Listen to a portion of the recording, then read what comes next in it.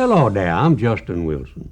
Whenever a Cajun cook puts out a spread of good food for family and friends, it's sure to include some kind of bread.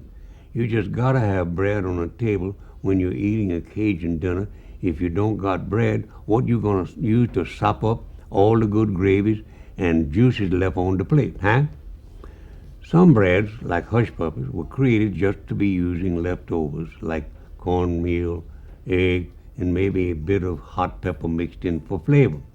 The cook used to fry these little treats and throw some to the hound dogs that were hanging around hoping for something good to eat, huh?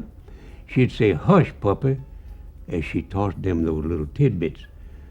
Hush puppies are too good to waste on dogs, though they do go marvelous with fried fish, I guarantee, and that garlic bread. Whew, it goes with most everything, and I double guarantee that too.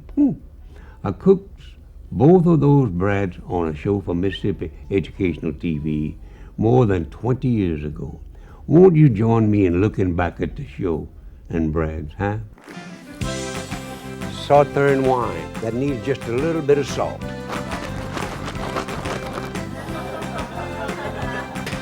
You got to admit that's pretty. Oh, wait a minute. You know I forgot the most important thing? Yes.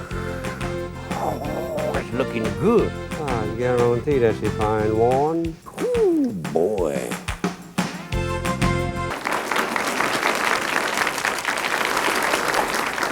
How y'all are? I'm glad for you to see me, I guarantee.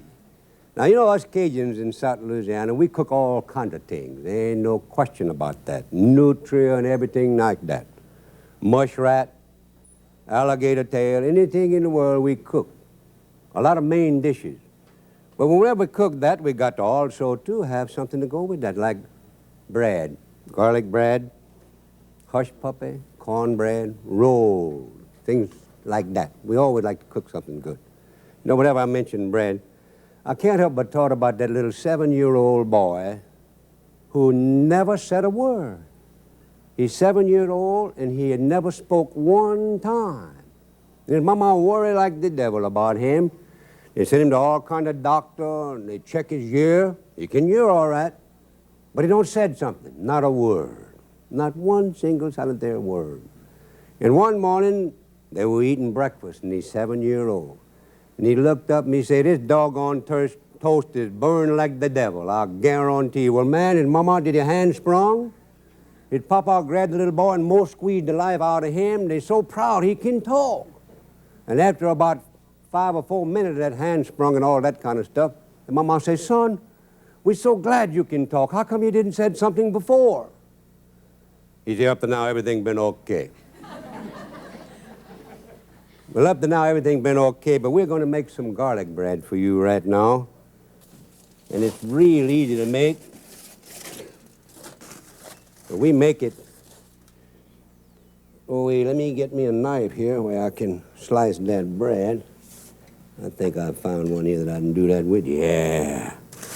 Now, you notice here that I got a garlic press and some garlic. This is a clove of garlic. That's a clove. I got a garlic press here. I put that on there like that. Press it on. I don't want to lose any of that because it's all good. Put that back in there like that and put another clove. You put as much garlic as you would like. This is all according to taste, you know. It doesn't make any difference. Just so you put what you like in there. I don't want to take too much time pressing. I just wanted to be sure I could show you how to press garlic. And when you clean your garlic press, you be sure that you get all of it out of there. It usually leaves a little film. And when you clean that, you get that film out. Because if you don't, your garlic's going to taste bitter the next time you press some in there. And that's enough of that. And I got some already here. I might just well put that on there. Like that. Ooh, boy. This is, you walk by your neighbor's house, they can tell you had garlic bread, I'll guarantee. Now, you notice that I'm just mixing that up. I'm getting that mix up like that.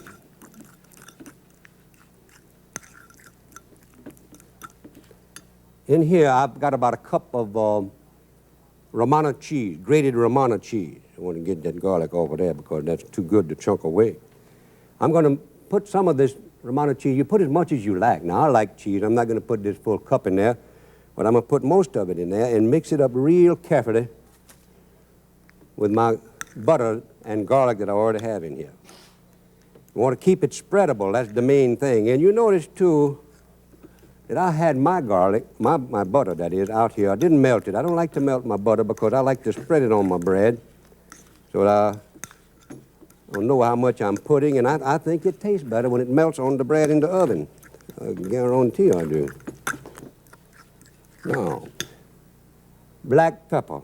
Now, I don't use a grated black pepper in my cooking, but I always put black pepper in my garlic bread. Now, I use peppercorns because I think that the pepper's a little fresher, and you get bigger chunks of it than you do ground red pepper, and it gives it a good flavor. Now, you put this according to taste, too. Some people like a lot of black pepper. Some people don't like much. I just like enough to flavor. And that's what I'm putting in there right now, enough to flavor that.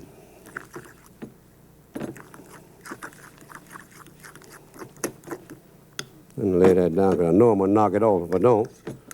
You can see the black pepper in there a little bit. Now I got to haul off there and slice this bread lengthwise. Now, I sliced it lengthwise because I'm going to spread it on that, and then we break bread. We like to break bread down in our country. It's a sign of friendship. Ooh, boy, that went easy. Now I'm going to spread that on the bread.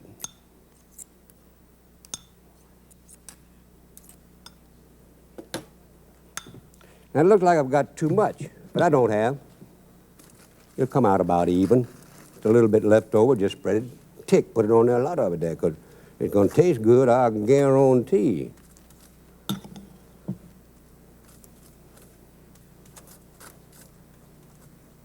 Ooh-wee, that opened your sciences up real good, you know that?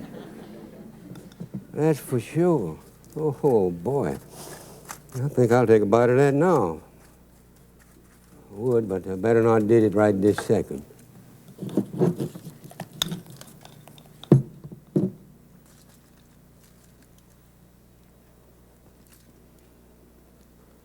Well, look good. I'll tell you, that's broken up by many a courtship, though. Guarantee.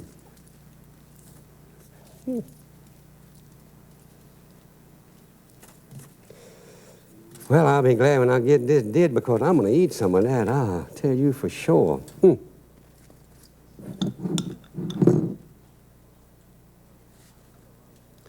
I put a lot of this because I want it to soak in the bread, because it tastes so good when it's soaked in there like that. It's kind of thin right there. Might just as well, ooh-wee. That smells good. Now I put this back on here like this. You notice I didn't cut this bread. Some people cut it that way so it'll broke easy. But I don't want it to broke easy. I want to have conversation with them people that have broken that bread with me. We close it real good and tight.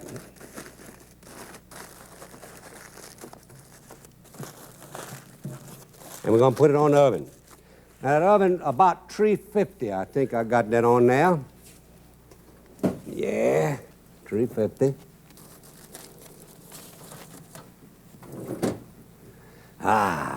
Now, we'll leave it in there about 15 or 20 minutes, and it's real good eating when we take it out of there, I guarantee you. Oh, you kid. Got my sciences open real bad. Now, I'm going to start on and make you some hush puppies. And some of these days, I'm going to get a bigger tray, I'll tell you that for sure. Get all this where I can get at it. You know, Not long ago, I was at the first Southern Hush Puppy Olympics. Hush Puppy Olympics. In Lufkin, Texas. And I tell you for sure, ladies and gentlemen, you never saw something like that before again in your life. These people brought their recipes, secret recipes. They had not given to anybody, were not about to give anybody. One man came up there with a box, and I said, "What you got on that?" He said, "My recipe." I said, "What's in the box?" He said, "A rattlesnake. He's going to look after that." And I look up and I hear a syringe going full blast. It's a police car escorting a big black limousine with some people in black hats, black suits. One behind there, shotgun guards all around it. Look like the Godfathers all coming in there, you know. And I say, "What's going on?" And get out of that car, and they got a great big lock box with a chain on it and a combination lock. They got a banker to open that for them. That's their secret recipe. One man brought his dog to taste his recipe, and the dog wouldn't eat it. That tickled me to death. And the mayor of Lufkin, a good friend of mine named Garrison, he brought a taster with him, too. And I thought, looked around for his dog, but it was a half-grown lion cub a lady was holding in her arms for him to give his hush puppy to, for that lion to try out. And I had my picture took with him because I wanted to have that did. Now, that's a cup of yellow cornmeal. Half a cup of flour. Get this over a little closer with me where I won't have to stretch myself. We're going to haul off there now and put a teaspoonful of baking powder. Don't want to put too much. Mine is so light already, I have to put the lid on the pot to keep them from flying out when they're frying. And about a teaspoonful of salt. Now, remember this about salt. Salt is salt according to people's taste, actually. Now, if I was making this for just me, I'd put more than a teaspoonful of salt. I want to see if I still measure right. Yep, that is. And we got a little soda here. I'm going to use buttermilk. And when you use buttermilk, you better use soda because I'm going to put about a half a teaspoonful of soda. If I was home, I'd just put 3 pinches in there. It would amount to the same thing, a half a teaspoon. Now, in my cookbook, it does not have garlic powder. But this is a secret I'm going to give to you, this garlic powder. About a half a teaspoonful of garlic powder, instant garlic powder. And then another little secret that we didn't put in the cookbook, forgot it, be truthful with you. We put some onion salt on that, about a half a teaspoon of that. We put that on there, and then another little secret, you stir all your dry ingredients together real good the way it all look like yellow cornmeal. Now, people ask me, say, "How come you use yellow cornmeal?" I like yellow cornmeal. That's how come I use yellow cornmeal. And it seemed to come out more better. That's how come. I'll guarantee. And he mixed that real good. Be sure and did that because you can mix this up dry and just put it in your refrigerator and leave it and then put your wet ingredients, your eggs and your buttermilk in there when you get ready to make it. It won't make it in, but don't wet it. And your shallot. Got to put some shallot on that, green onion. Oh, boy. Now, you notice I make a little hole there to put my egg. Now I'm going to beat this egg pretty good. Speaking of egg, I got a friend named Travis Lobel that got an egg farm. And several years ago, he was diversifying himself, and he had some lamb. He had some lamb that their mama rejected, wouldn't took them, so they brought them to the house, and they had a couple of puppy dogs, cattle dogs. Oh, boy. And they put those little lamb with those dogs, and those lambs never did think they were lamb. They thought they were dogs. They ate dog food with them, and then people would come through the yard on bicycle. Those little dogs would chase them, and the lamb right along with them, chasing them bicycle just because they thought they were puppy dogs. And pretty soon automobiles come by, and they'd chase the automobile. And I'll tell you, I asked old Travis what happened to that lamb one day. He said he had to get rid of him. I said, "How come?" He said he started killing sheep. You notice I put that egg, one egg that I beat the daylight out of them eggs. Beat it real hard. I start to blend it in with my cornmeal.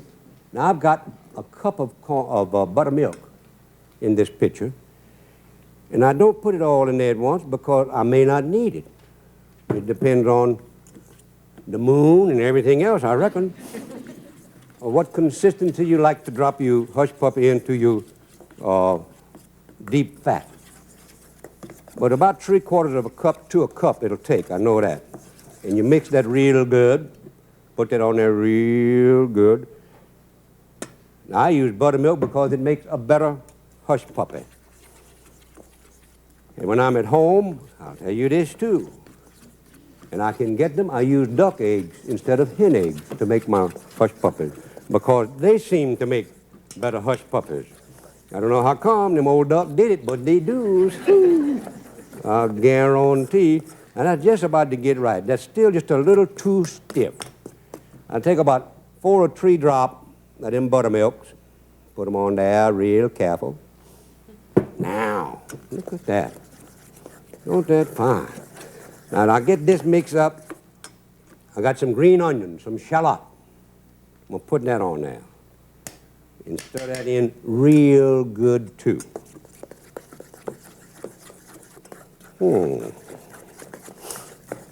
That got my scientists open up, too, them green onion, I'll tell you for sure. Now, you see how pretty that is? That's just about right. Not too loose, not too tight. You don't want it too stiff because if you do... Now, I use a teaspoon to drop my hush puppy mix into the deep fat. And this deep fat fry, I've got this deep fat about halfway up. Now, this hush puppy, you know where that name comes from? Years ago, the old hunters used to come in from the hunt and they'd have the dogs and they'd brag about what they had missed and what they had shot, you know. And they were busy trying to get rested and cook up a storm and have a few beer or drink or something, ale. And the dogs would get hungry, they would smell all that food cooking and they'd start raising, saying, "Ah, there." And they say, "Look, we did something about that." So they mixed up some cornmeal and like this and made some hush puppy. And they'd chunk them out there and them dogs say, "Hush puppy." And that's where the name come from, hush puppy. That's true, I guarantee. Now we're going to put these on there. And I use my finger to brush this out with. Ooh-wee. Somebody asked me, say, "How many will this make?" And I make small batches of hush puppies at a time. Let me tell you that. If you make too much, it doesn't come out right. I don't know exactly why. I think that it rises too much and your baking powder gets weak or something. But this is about the size batch that I make. And at the Hush Puppy Olympics, I made 5 different batches and cooked 5 different batches so that they'd come out the same all the time. And they do. They come out the same. And somebody asked me, say, "How many does a batch like that make?" I say, "How long is a piece of string?" Depends on the size of your doggone hush puppies. How many are you going to sit there? How long does it take till they're done? That's how long it takes. Look at that. Ooh, that's pretty, yeah. I guarantee. Ooh, boy. Man. Yes, sir. You know, when I think about this bread, I mentioned you were going to have some kind of bread. There was a Yankee from way up north, around Shreveport, you know. And he would drove a truck and he come by a big truck stop that said, "We got meat for any kind of sandwich that you want. We got it right here. You brought yourself in and we got the meat for the sandwich. If we don't got the meat for the sandwich, what you order, we give you a brand new $10 bill." Huh. Man, this Yankee went in there smart aleck, you know. He went in there and he said, this cute little female girl, lady, waitress, women that come by there say, she said, "What can I do for you?" He said, "Give me an elephant, yeah, a sandwich." She said, "What you said?" He said, "Give me an elephant, yeah, a sandwich." She said, "Just a minute." And she went back in the back and she came back in about 4 or 3 minutes. She said, "I'm sorry, but I can't serve you that elephant, yeah, sandwich today." He say, well, give me my $10 and I'm going to be gone. You ain't got the meat to serve that. Oh, she say, yeah, we got the meat all right, but we done run out of them great big buns what we served that on. Look at them hush puppy cook. Ooh-wee. Man, got to cook all this. Is that pretty? I think so. I guarantee. And good, yeah. Oh, boy.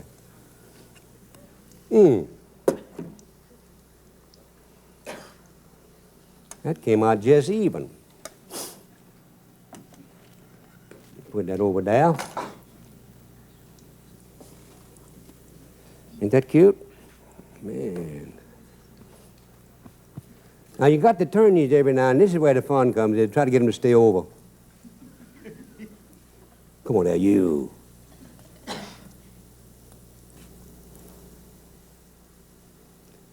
That really works. Sometime. And I've seen the time when I just called it everything it was and then some other things too, because it would not work.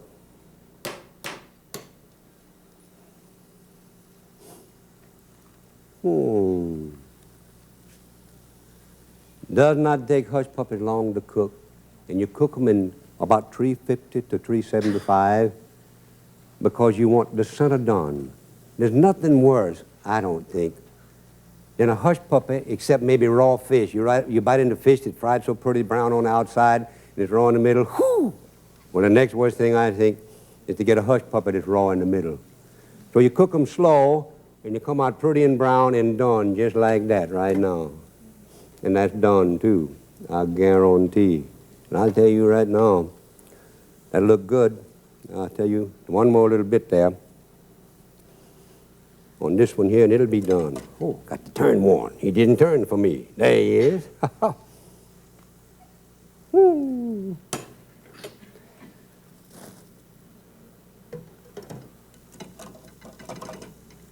One more there, acting up.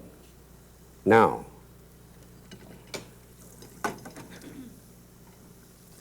got to take this out.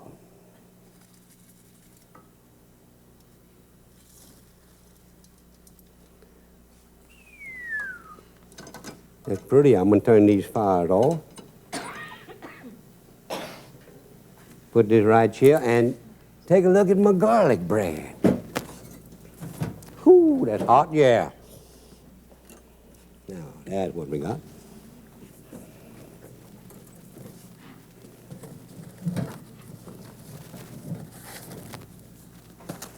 Ah.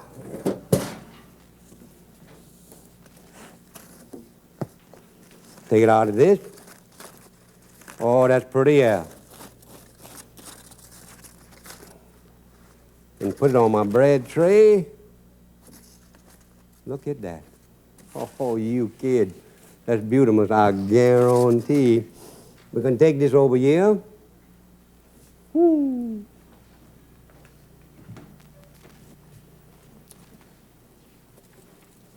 Put that there like that.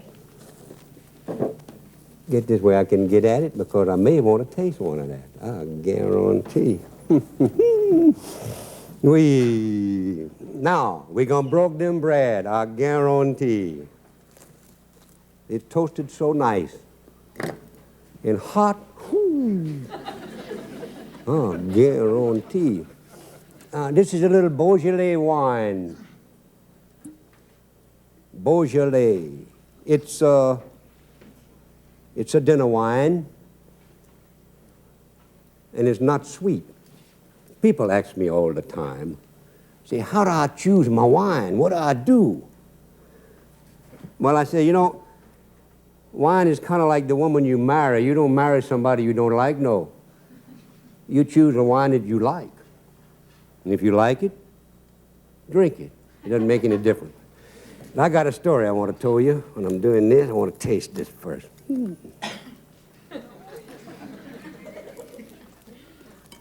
That's fine. I guarantee. I got a friend at the state police in Louisiana. And on the long holiday weekends, the state police in Louisiana, they work 12 hours on, 12 hours off, all days off, I can't, everybody got to work.